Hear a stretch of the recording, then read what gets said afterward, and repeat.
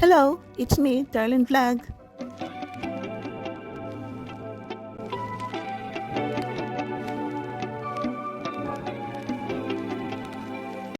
Hello mga Kalingap, ka-tandems, ka-jomcar, sa lahat na tandems dito sa Team Kalingap, shoutout. Shoutout kay Kuya Val, Ate Edna Kalingap Rock, at siyempre sa lahat na sumusuporta dito sa Kalingap, lahat na marathoners, silent viewers, at siyempre shoutout natin si Jomar at si Carla, Karipa, Karabal, shoutout po sa inyong lahat. So ito, meron po tayo reactionan, parang ano rin to, parang na-play rin ito ni Kuya Val sa live niya kanina, no? Papanurin po niya live ni Kuya Val. Sa akin, magbibigay lang ako ng aking opinion, no? So ito, shoutout kay Sangkay. Pwede niyo panoorin ang vlog ni Sangkay. So, parang ko to siya na speed fast para mabilis kasi nga po, magbibigay pa tayo ng ating opinion. Tapos i-play natin yung 18 minutes masyadong mahaba. So, mag-crop lang ako dito at mag-play at ito ang ating reactionan punto por punto. So, ito nga po, pakinggan po natin. Hindi natin inaakala na mayroong nag-comment dito na kamag-anak nila. Ang pangalan ay si Maricel Oreta. No? Tinignan ko, itong nag-comment na ito na si Maricel Oreta, hindi siya fake. Yan, hindi siya fake.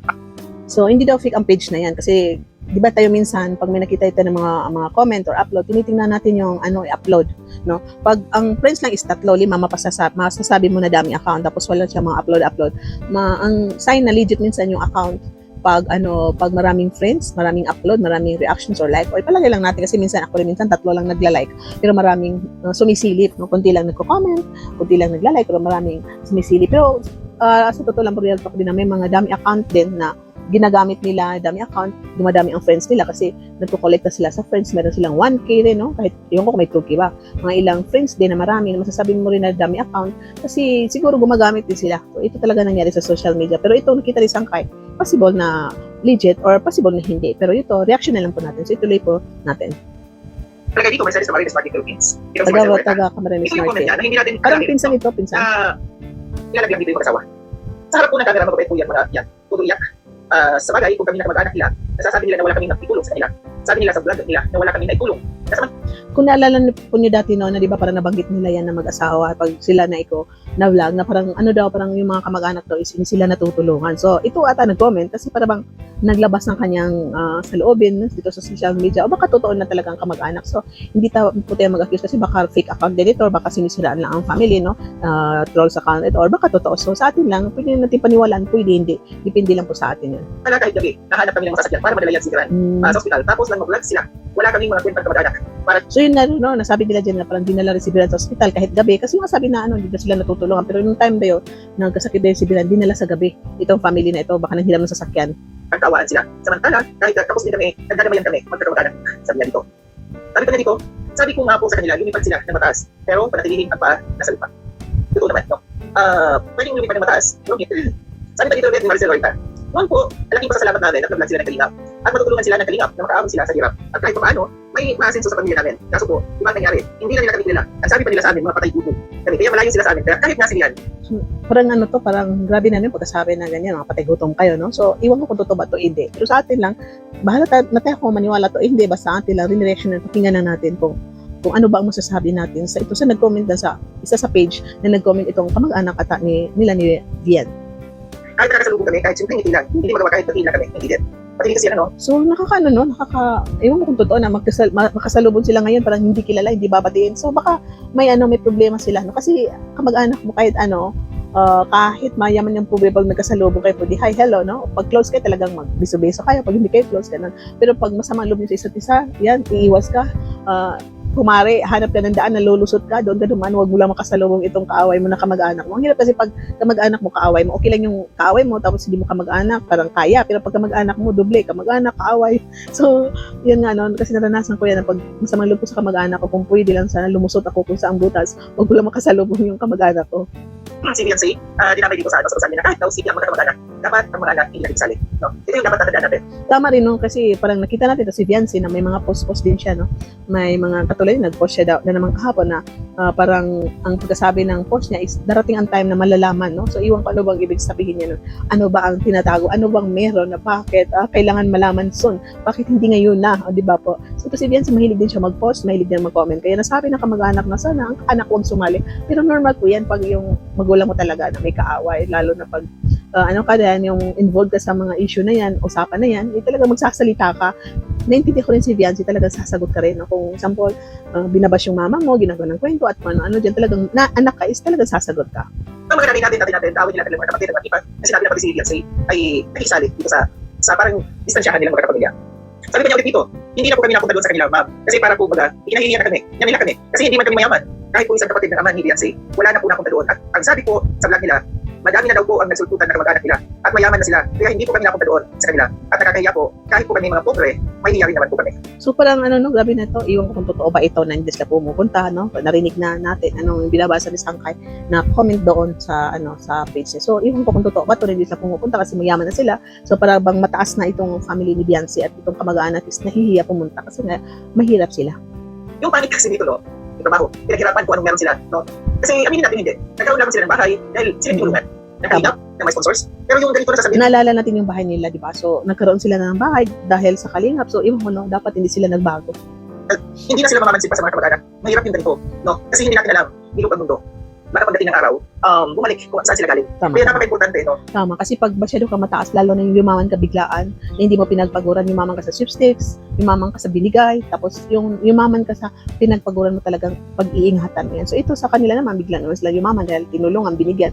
So antayin na lang natin ang future, kung ano ba ang future nila. Kasi yung marami nagsasabi na ang mataas ang pangarap na hindi naman pinagpaguran is babagsak. So hindi tayo mag-judge niya kasi hindi po natin talaga alam paano future. Balay natin, baka bigla silang yumaman, o bigla silang maghirap. So, hindi po natin alam. So, subaybay na lang po natin kung kaya pang subaybayan ang buhay nila pag nakalis sila sa kalingap o nananatili. Yung kung ano kayo noon, dapat ganun pa rin kayo ngayon. Yung dapat na, hindi naman po nila kaya ubusin. Napapadis lang, hindi tinatapon nila sa dagat. Ang akin lang po ay hindi man po nila kaya ubusin. Ipamigay nila sa kapitbahay nila sa mas mahirap pa sa kanila. So, dito nga, EW akusasyon dito, marami kasi ng pagkain. Tapos, ang sobra daw tinatapon sa dagat. Instead, may pamigay sa kamag-anak. Ito yung parang, ewan kung totoo ba ito, hindi, no? Pero, may mga tao talaga na ganyan. Na may narinig din ako kahit dito na dun sa butuan kami na minsan, yung pagkain doon sobra-sobra, instead na ibigay sa kamag-anak kapitbahay, tinatapon sa basura, pinapakain sa aso. If yung aso mo, ang treat mo sa aso mo is family, so talaga papakainin mo talaga ng mga sasarap na pagkain. So ito na parang maniniwala tayo, hindi, dito na tinatapon ang pagkain, instead na pag napanis, tinatapon, napapanis na lang, tinatapon, hindi binibigay sa kamag-anak. So grabe itong akusasyon, no? Kung totoo ba o to, hindi, kamag-anak nila yung nag-comment po. Kaya itapon na nila. Parang nangyari, alam niyo yung ganitong kwento, no? Naalala ko natin, ang pagkain hindi tinatapon. Naalala ko yung So nga po, ang pagkain talaga hindi tinatapon kasi talagang grasya yan, hindi natuto ang Panginoon. Yung pag kumain ka nga minsan na yung pinggan mo, kahit isa uubusin mo, ang matatapon. Ang iba nga, pag lumabas sa pinggan mo, talagang kakainin mo nga po, no? So ako, may kwento ko dyan sa anak ko na nakatulog na yung pagkain niya, unti-unti niya linalaglag. Naalala ko talaga kasi naglalaba ko, iniwanan ko, ubusin mo yan. Ang rules ko, uubusin, wag iwanan. So dahan-dahan. So marunong na siya sumubos. Ang ginawa niya, unti-unti niyang linaglag. Tapos sabi niya, Mami, dan na, tapos na. Nung pasukin ko, hinulog niya sa ilalim dahan-dahan. So kasi sabi ko talaga sa kanya, rules na, pag itapon, ginawa niya isang bisis, pag inulit mo talaga, papakain ko galing sa sahig. So, pinandidigan ko yung rolls, kainin mo, Mami, dirty. O, alam mo pala dirty, dapat hindi mo hinulog kasi dirty.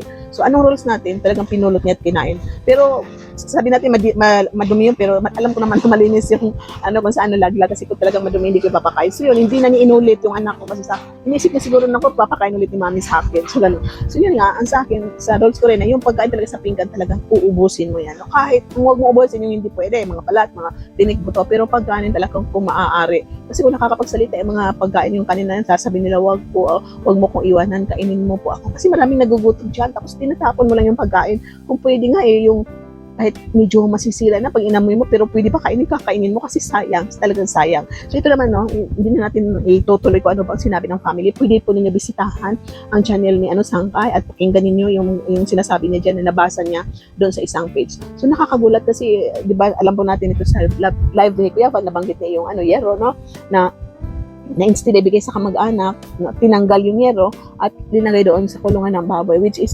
kamag-anak mo yan, no? Umangat ka na sa buhay, dapat maawa ka sa kamag-anak mo na tumira dyan sa bahay na iniwanan nyo. Kasi alam naman yung bahay nyo na silang-sila dati nauulanan kayo. So dapat ma-imagine mo rin na, nauulanan din kami. So yun nga na yung ayusin ni Kuya Bal yung bahay, ang sabi daw, ibibenta. So iwan ko ba, baka kaya siguro nila binibenta kasi malaki yung halaga na yung 20,000, no? Kasi naintindihan ko rin sila sa side niya kasi yung 20,000 kasi naging mayaman na sila kasi bigay din nila pinagpaguran. So siguro yung bahay is remembrance nila, no? Kasi pera nga pera, no? Mahalaga rin sa kanilang pera, talagang pag-iingatan. Kaya siguro na gusto nilang ibenta, no? So hindi natin alam anong reason bakit ibibenta yung bahay, hindi binigay. Sila lang po ang nakakaalam dyan. Para sa akin, no, na itong nanay, sana huminto na sa pag-comment kung saan-saan si Viancy kasi lalong lumalala, no? Lumalabas na yung mga sikreto sa family nila.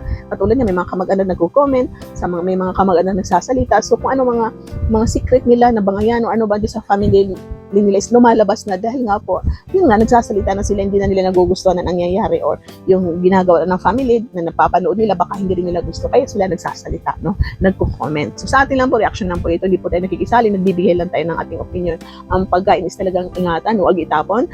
Then isa rin na makukuha natin dito na leksyon is yung sana lumingon ka kung saan ka nanggaling. So matuto tayong tumulong kasi tutulong tayo sa iba, kamag-anak pa kaya. So kung anong naranasan mo, hindi mo naman maibibigay sa kamag-anak mo yung lahat-lahat, pero mag-share ka. Katulad niya, no? Yung bahay iniwanan mo, ang bahay mo milyones, so pwede mo naman ibigay or tira ka dyan forever, basta ingatan mo na huwag masira, dyan lang kayo kasi pag sinira niyo yan, talagang papaalisin ko kayo, ibibenta ko na lang yan. So dapat may kasunduan. So dapat huwag tayo madamot, no? Mahalin natin ang kapwa, siyempre ang ating family, kasi kahit anong mangyari, anong problema, family at kapatid mo pa rin yan. Kahit magkagulo-gulo man darating ang time, yung family mo, kailangan mo talaga sa buhay mo. Ganun po talaga. So real talk po yan. So hanggang dito na lang po tayo. Shout out, paki-like natin video, paki-subscribe sa di pa nakasubscribe.